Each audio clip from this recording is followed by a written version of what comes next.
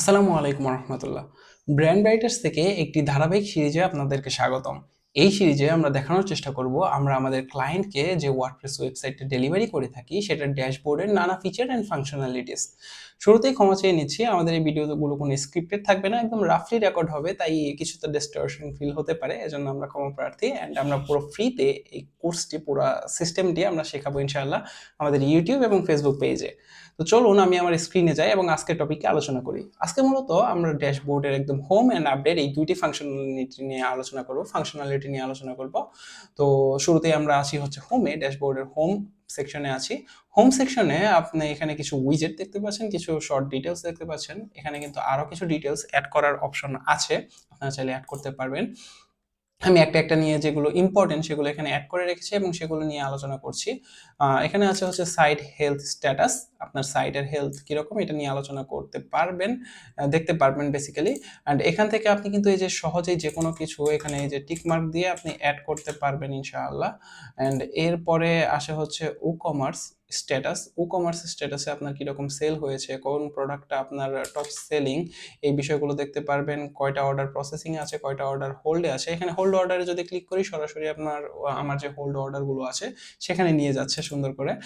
তো এখান থেকে আপনি এক নজরে আপনার যে প্রোডাক্টগুলো আছে, বিজনেসের যে ডাটাগুলো আছে এগুলো দেখতে পারবেন, কোন প্রোডাক্টটা আপনার স্টক করা প্রয়োজন, এসব ডিটেলস সহজেই দেখতে পারবেন ইনশাআল্লাহ। এরপরে আসে হচ্ছে at a glance. At a glance সেকশনে আপনার বেসিক্যালি আপনার এই ওয়েবসাইটে কয়টা পোস্ট করা আছে, কয়টা পেজ আছে এগুলো দেখতে পারবেন। অ্যান্ড এখানে আমি রেখেছি হচ্ছে কয়েকটা মেইলের সেকশন। এটা আপনার দরকার হতেও পারে, নাও হতে পারে, এটা ডিপেন্ড করে আপনার কি কি দরকার। এখানে আপনি আরো কিছু এখানে চাইলে অ্যাড করে রাখতে পারবেন, যে যে বিষয়গুলো আপনার প্রয়োজন হয় না, এগুলো বেসিক্যালি ওইভাবে প্রয়োজন হয় না বিধায়ই অ্যাড করা হয়নি। এর পরের সেকশনে আমরা আসি হচ্ছে আপডেটসে। তো আপডেট সেকশনে আপনার যত জরুরি আপডেটগুলো আছে সেই আপডেটগুলো দিতে পারবেন। তবে এক্ষেত্রে একটা বিষয় মাথায় রাখা জরুরি যে আপনার কোনো প্রোডাক্টের আপডেট তখনই আপনি দেবেন একটু স্টেবল হওয়ার পরে। একটা প্লাগইন বা থিমের আপডেট আসলো আপনি সাথে সাথে দিয়ে দিলে সাইট ক্র্যাক করার সম্ভাবনা থাকে। বিভিন্ন ডেভেলপার অনেক কাজ করেন ব্যাকএন্ডে। সো সাথে সাথে বাগগুলোও ফিক্স হয়, একটু সময় নিয়ে আপডেট দিলে জিনিসটা ভালো হয়।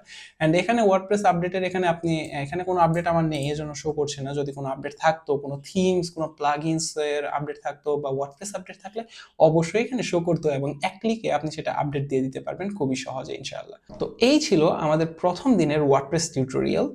ওয়ার্ডপ্রেসের ব্যাকএন্ডের বেসিক্যালি যে টিউটোরিয়ালগুলো এগুলো আমরা ক্রমাগত আমাদের ইউটিউব চ্যানেল এবং ফেসবুক পেজে ভিডিওগুলো আপলোড করবো ইনশাল্লাহ। ভিডিওগুলো কেমন লাগছে আপনারা কমেন্ট করে জানাতে পারেন, শেয়ার করতে পারেন আপনাদের বন্ধুদের সাথে। অ্যান্ড আমাদের ভালো লাগলে আমাদের পেজটিকে লাইক অ্যান্ড ফলো করতে অবশ্যই ভুলবেন না। জাযাকুমুল্লাহ।